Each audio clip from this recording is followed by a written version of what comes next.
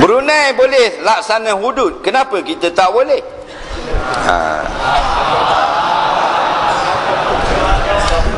Dah tuduh kata Malaysia boleh, Malaysia boleh. Jadi kita tunjukkanlah kita ni Malaysia boleh. Faham? Kita pergi di kedai. Pergi kedai nak beli baju. Macam-macam warna baju ada. Ada warna kuning, ada warna koko, ada warna pink, ada warna hijau, ada warna hitam, ada warna kelabu, ada warna putih. Kita beli warna kuning. Sedangkan warna putih tu lawa lagi. Dan kita mampu. Kenapa kita tak beli warna putih? Kita pergi beli warna kuning.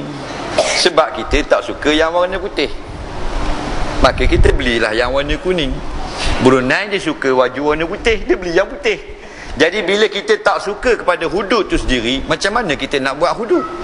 Betul tak? Kita tak suka kepada agama hakikatnya. Jadi kita tak akan buat benda tu. Sebab itulah bila berlaku macam-macam jenayah di dalam negara, tidak dinafikan pemimpin-pemimpin negara bermesyuarat untuk mengatasi jenayah. Macam-macam akta dibuat, semakin ketat, hukuman semakin berat. Betul tak? Kerana untuk mencegah jenayah. Tetapi semuanya tidak akan melaksanakan hukum Islam. Cegah, hukum akan ditambah, tapi kepada Islam no. Betul tak? Sebab Allah kata fi qulubihim maradun fazadahumullahu marada. Dalam hati mereka ada dinding, ada hijab, ada penyakit, iaitu sekular. Ada virus sekular dalam hati. Penyakit ada. Allah tambah lagi sakit nifak mereka itu, mereka tidak akan balik kepada Islam melainkan jika Allah menghendaki. Sebab itulah ulama berpuluh-puluh tahun telah memberi nasihat. Dan macam-macam keluar pula jawapan-jawapan yang menyebabkan kita rasa yakin mereka ni memang tak suka kepada hukum Allah. Sehingga keluar berpuluh-puluh ucapan. Hudud ketinggalan zaman, hudud patut letak dalam muzium, hudud tidak canggih, hudud tak boleh laksana, hudud tidak sesuai, macam-macam. Sedangkan Allah kata tilka hududullah, ini hudud bukan milik tok guru, ini hudud Allah. Siapa yang tolak, dia tolak Allah. Siapa yang tolak Allah, Allah tak terima dia di akhirat nanti. Sebab tu jangan berhenti nasihat kerajaan, nasihat raja, nasihat pemerintah. Jangan putus asa. Teruskan nasihat supaya mereka ini melaksanakan hudud. Jangan takut nak nasihat, jangan segan. Dan akhir sekali kalau kita tak nasihat, raja-raja kerajaan pun akan marah kita. Kenapa kita tak nasihat? Teruskan kita berdakwah, teruskan kita suruh, teruskan tegur. Jangan bimbang. Kerana afdalul jihad kalimatul haq inda sultanil jair. Atau kama qala, sebaik-baik perjuangan berani berkata benar di hadapan kerajaan yang zalim atau tidak tu.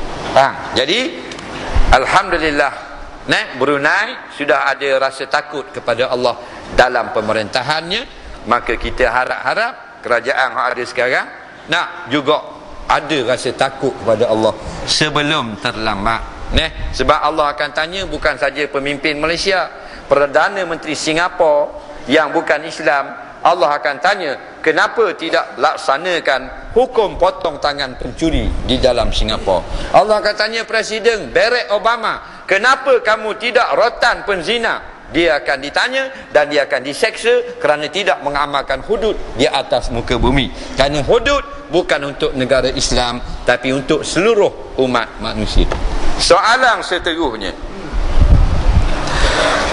boleh 5 minit lagi? Kita ada masa 7 minit 19 saat lagi.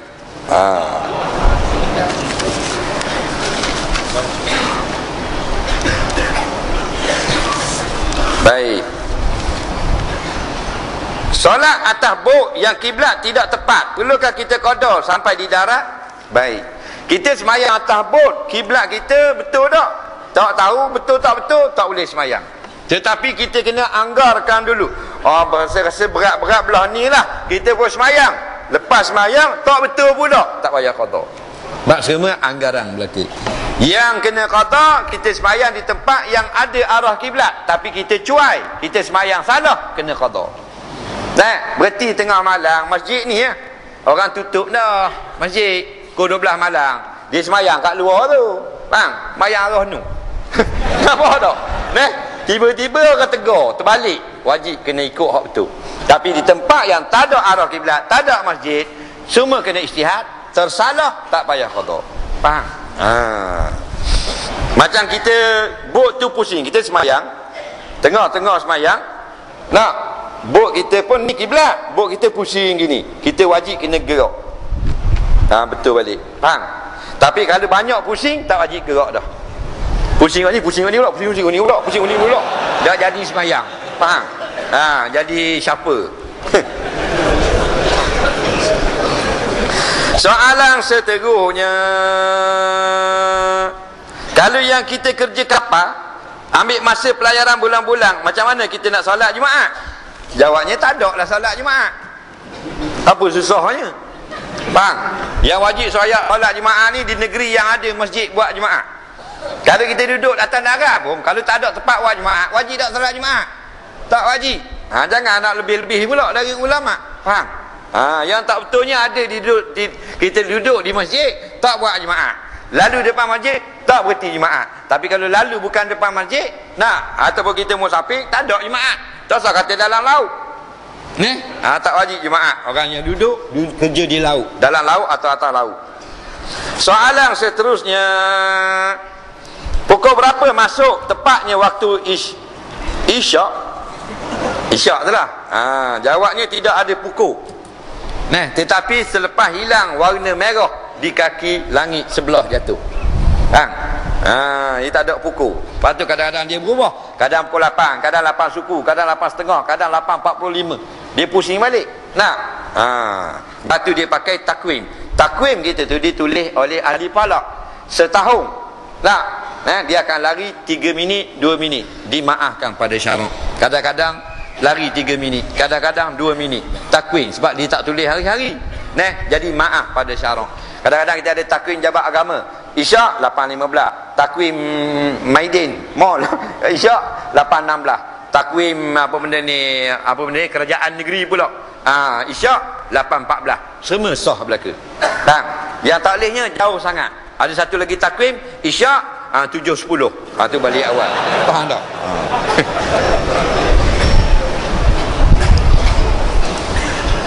Kain tudung kepala orang perempuan jenis apakah yang boleh dipakai ikut dalam Islam? Soalan apa gini? Jawabnya kain tak kira brand apa pun boleh pakai belaka.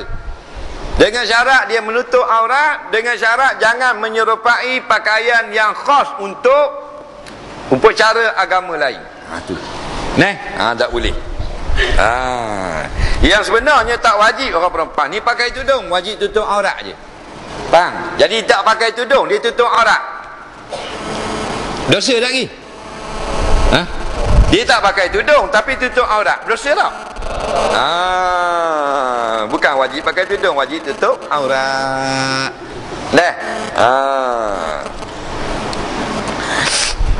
Jadi kadang-kadang pakai tudung, pakai jubah masih berdosa. Pakai seluar jin tak berdosa. Guana gitu. Dia pakai seluar jin tapi seluar dia labuh, seluar dia longgar. Dia pakai baju tutup sampai punggung. Nak dosa apa lagi? Hak ni pula muslimat pakai jubah tapi ketat, stres, nampak betul tubuh. 29, 21, 60. Faham? Soalan seterusnya.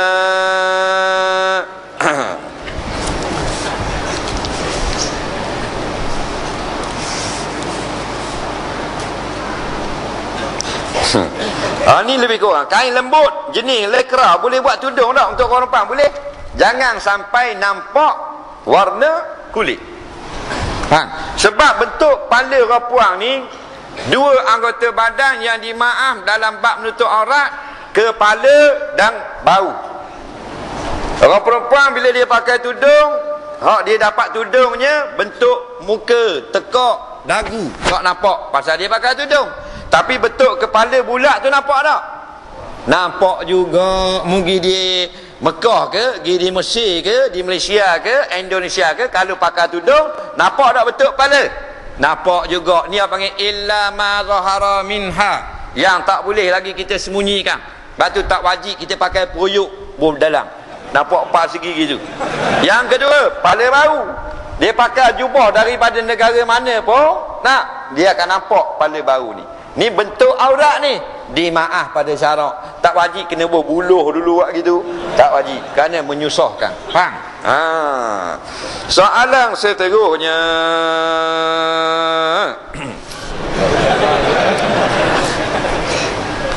Baik. Saya sering kali mimpi di patuk ular. Bagaimana kita nak tak mau mimpi patuk ular? Kerana pada pandangan mengatakan mimpi tersebut jika lelaki akan kena sihir. Jawabnya, mimpi jangan jadikan sebagai akidah. Akidah ini wajib kita percaya. Tak percaya tak boleh. Mimpi jangan sampai begitu. Ada 3 jenis mimpi. Yang pertama, mimpi yang baik. Mimpi pergi belajar fardu ain, mimpi jumpa ulama, mimpi pergi Mekah, mimpi tengok syurga, mimpi buat haji dan sebagainya. Mimpi derma anak yatim.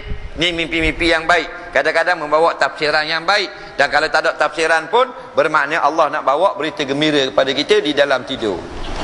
Yang kedua, mimpi syaitan, iaitu nampak yang jahat-jahat. Tujuannya supaya kita cemas, supaya kita syak, supaya kita was-was, atau kita supaya takut. Nabi kata kalau mimpi-mimpi syaitan atu gini, rima kejar kita, tak boleh nak lari. Depan rima belang, tepi rima akor, sini rima kumbang, belakang JKK ada. Faham tak? Tak boleh nak lari kita. Bangun Allah, mimpinya aku. Sunat berkata a'udzubillahi minasyaitonirrajim, ludah 3 kali. Faham? Tu ada belaka dah. Buat gini. Jangan ludah sungguh. Ludah. Tak. Bini dia tengah tidur. Bau bagi atas muka bini. Ijat. Faham tak?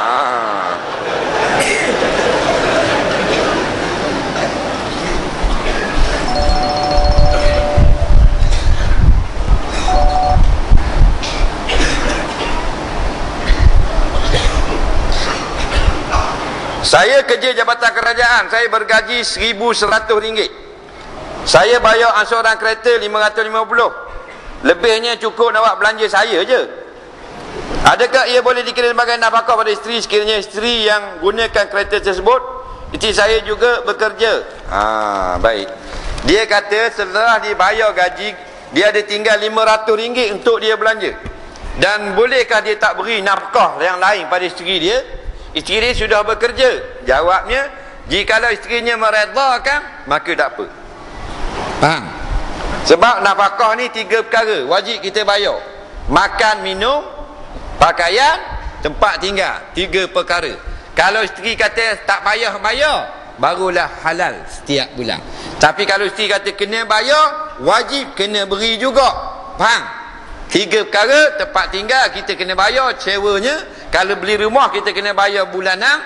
Kemudian makan, minum dan pakaian. Makan, minum 2 kali sehari, pakaian 2 pasang setahun. Sekalipun isteri dia sudah bekerja, tetap wajib dibayar oleh suami. Jadi suami tadi kena beritahu pada isteri dia, saya tak mampu lagi nak beri nafkah. Kerana tak kena buat bayar rumah dan sebagainya, kereta lagi. Tak, tinggal 500 belanja saya. Boleh tak awak pakai duit awak untuk nafkah? Dia kata tak apalah bang, saya pakai duit saya. Barulah tidak dosa kita tidak beri. Soalan yang ke second lah pada malam ini. Hak baki lagi kita mari semula Langkawi ni insya-Allah. Tak, pasal kalau nak jawab semua pukul 3 pagi baru habis.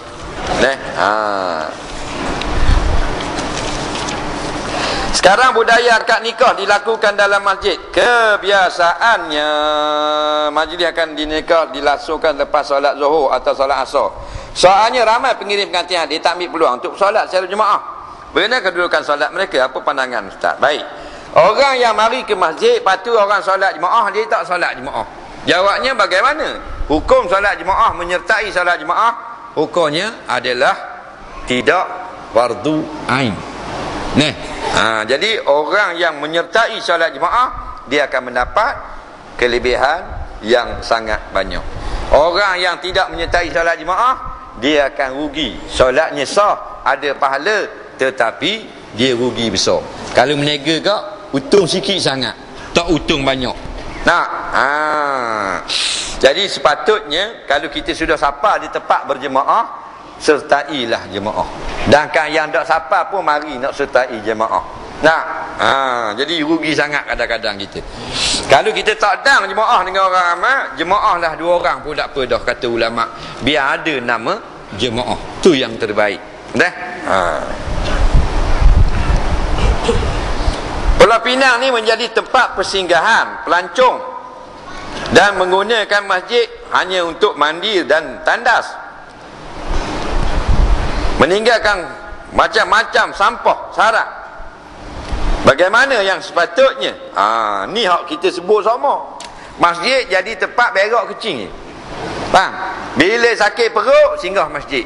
Bila dah kenyang perut, pergi karaoke. Faham tak? Hak mari kuliah tak? Nak mari sembahyang jemaah tak? Nak mari tazkirah tak sekali-kali?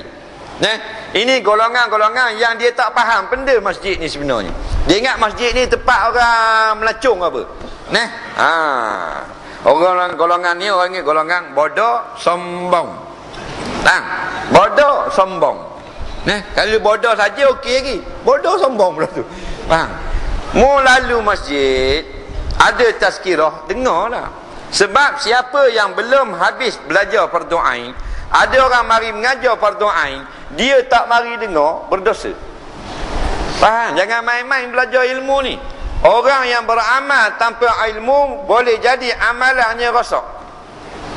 Tak usah kata tafsir Quran, alif ba ta, tak belajar, tak betul. Tak usah kata ilmu hadis. Faham? Tapi saat ni lah kerajaan pun kadang-kadang masalah kau. Ni bukan kita anti kerajaan, tidak. Macam awak mari benda-benda yang tidak patut dalam tempat kita. Jadi anak-anak kita jadi mangsa. Dengan berjoget lah begitu begini, benda-benda yang Tuhan marah, tak payah. Hiburan ni boleh dalam Islam. Tapi jangan sampai hiburan yang haram. Pasal bumi ni, Langkawi ni milik Kedah ke milik Allah? Boleh jawab? Cuba jawab. Salah jawab aku tibai atas kepala. Tak? Ni Pulau Langkawi milik Kedah ke milik Allah? Biar jelas gitu. Bila milik Allah kena ikut peraturan Allah. Dah milik dia. Macam kita, kereta kita ikut suka kita. Tapi kalau kereta orang, kita boleh buat ikut suka? Tak boleh. Tuan jiran kita nak pergi jalan balik kampung, dia tinggal kereta, dia bagi anak kunci ke kita. Suruh tolong start, dia nak balik sebulan. Kita pun tengok kereta dia, tak comel warna biru ni. Bagi hantar workshop tukar hijab. Tak lawa cermin gini masjid ni. Jiran suruh start je, tak lawa, kita tukar cermin gelap bubuh, pelik tukar, azhar besar, boleh muat buahnya. Faham tak? Haram tu, harta orang tak boleh. Tapi kalau harta kita boleh. Kita beli BLM Proton, balik terus pergi kedai tukang, tak pergi kat bengkel kereta, kat tukang rumah. Ini cermin buang masuk nako. Faham tak? Pakai buka gini. Faham lagi? Jadi sekarang ni kita kena faham ni, udara yang kita sejuk milik Allah, tanah yang kita pijak milik Allah, Pulau Langkawi milik Allah, negeri Kedah milik Allah, langit yang kita junjung milik Allah. Maka wajib kena ikut peraturan Allah. Nak sokang, tutup aurat. Nak apa benda ni, nak hiburan, ikut perintah. Nak menyanyi, jangan siapa ada semayang. Nak berhibur, jangan siapa ada arak dan sebagainya. Ni berlambak-lambak tengok arak. Dan kan Allah akan tanya, siapa lang? Bukan mu hari itu jadi menteri besar? Tuhan akan tanya, saya. Hang buat apa di Pulau Langkawi sampai ada arak ni berlori-lori boleh minum? Casper ada, Tiger Beer ada, San Miguel ada, VSOP ada, wine ada, champagne ada, Toddy ada, Bacardi ada, Johnny Walker, Johnny Quengo, Jenis Stout ada. உங்களுக்கு நல்லது நான் சொல்றது சாப்பிட்டு நல்ல ada. Terketak jawab. Tak. Takut gitu je. Jadi kita Tuhan beri kuasa memerintah di dalam negeri Kedah, hapuskan apa yang Tuhan haramkan. Innamal khamru wal maisiru rijsun min amali syaitan. Judi dan arak adalah qata, najis, kerja-kerja syaitan. Fajtanibu, kamu kena hentikan. Kalau tidak, kamu jadi syaitan. Tak ada kira siapa-siapa. Ni patut aku sebut hal ni. Jangan marah. Bagi brain kat aku.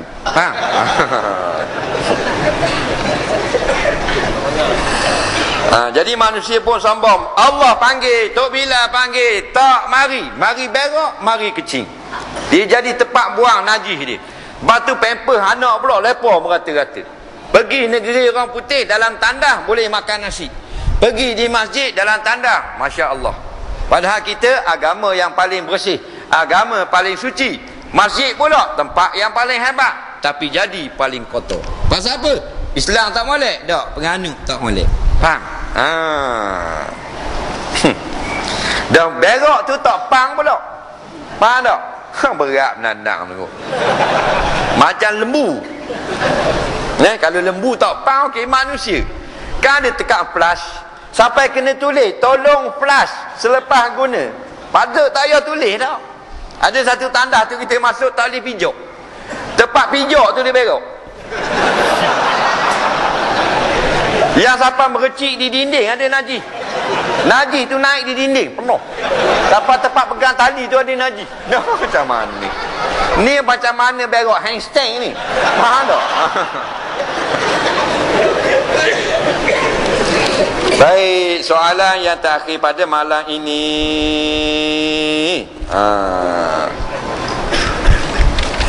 Baik. Satu keluarga ambil bayi sebagai anak angkat. Bagaimana cara untuk mengelak masalah aurat keluarga itu? Jika anak lelaki itu dengan ibu angkatnya atau perempuan dengan bapa angkat, tolong jelaskan, selesaikan masalah ini.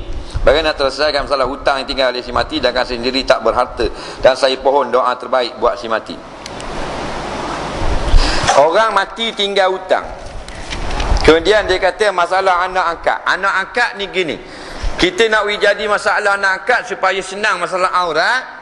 Ambil anak angkat tu dalam dua keadaan. Keadaan yang pertama, jikalau anak angkat itu kita laki-laki, kalau nak ambil anak angkat itu perempuan. Nampak? Gini. Yang pertama, anak angkat itu jangan sampai 2 tahun. Faham? Ambil sebelum genap 2 tahun. Yang pertama, kaedah dia. Yang kedua, ambil masa adik-beradik kita sedang mengandung atau ada susu. Faham lagi? Kita nak ambil anak angkat perempuan, ambil masa adik kita perempuan atau kakak kita ada susu. Faham lagi? Jadi bila kita ambil, kita susukan dengan kakak kita. 5 kali susu jadi anak susu kakak kita. Faham lagi? Anak susu kakak kita atau anak susu adik kita. Buat kena panggil anak kopek. Dengan kita anak saudara susu. Anak angkat tu jadi anak saudara susu. Anak saudara susu hukum dia macam mana? Cik tak berapa faham lah. Lagu ni nak senang, anak saudara susu, buang perkataan susu, tinggal anak saudara. Tu hukum dia. Faham lagi? Jadi dia ngopek nyusu dengan kakak kita, dia akan jadi anak susuan kakak kita. Dengan kita anak akak tu jadi anak saudara. Anak saudara budak perempuan ni kalau besar tak payah tudung rambut. Faham lagi? Senang duduk dalam rumah dengan kita. Kalau nak ambil anak laki-laki pula, dia akan jadi masalah dengan isteri kita. Faham? Tidak dengan kita. Kalau dia laki-laki, maka ambillah ketika adik-beradik bini kita ada susu. Tak ada adik-beradik, mak saudara dia. Tak ada mak saudara, anak saudara dia. Faham? Biar jadi nasak dengan kita. Dan budak tu jangan sampai 2 tahun. Nah, ni anak angkat ambil tingkatan 5. Lepas tu bagi susu. Mati mak saudara susu. Dah mulut macam rimau mulut. Mati terus mak saudara susu. Tu cara dia. Jadi kalau kita belajar, senang dia nak buat. Dia akan jadi anak saudara susu, maka jadi macam anak kita. Anak angkat. Dah guna anak angkat tak pakai tudung, tak payah sebab anak saudara kita. Kataan susu buang. Baik. Kehadiran pada malam ini lebih kurang 10,000 orang. Jadi tahniahlah kepada tuan-tuan dan puan-puan semua. Inilah kelebihan tuan-tuan dan puan-puan masing-masing. Bukan kelebihan berkat penceramah. Berkat diri masing-masing. Berkat ni maknanya kebajikan. Kalau tak ada kebajikan, tak boleh mari. Kalau tak boleh mari, ceramah seorang. Gila babi orang panggil. Faham tak? Jadi kita terima kasih kepada semua yang susah payah, pihak masjid, Imam Bilal JK, pengurusi, JKK ke apa, rela, polis, apa lagi, SB, semua sekali terima kasih. Yang paling hebat sekali para hadirin hadirat sekalian. Mudah-mudahan Allah yang akan membalas jasa dan pahala tuan-tuan semua mai sini, dan derma-derma tadi tu imam tak mampu nak balas, Allah yang akan balas. Paling sedikit pun Allah akan bagi. Macam Nabi kata 70 orang isteri yang umur 17 tahun, satu istana dalam syurga, dan tanah orang yang paling koman masuk syurga, iaitu daripada Yaman sampai ke Syria 1500 km. Terima kasih sekali lagi. Bismillahirrahmanirrahim. Allahumma anfa'na bima 'allamtana wa 'allimna bima yanfa'una. Rabbana zidna 'ilma. Rabbana atina fid dunya hasanah fil akhirati hasanah wa qina azabannar. Sallallahu sayyidina Muhammadin wa ala alihi wa sahbihi wasallam. Walhamdulillahi rabbil alamin. Assalamualaikum warahmatullahi wabarakatuh.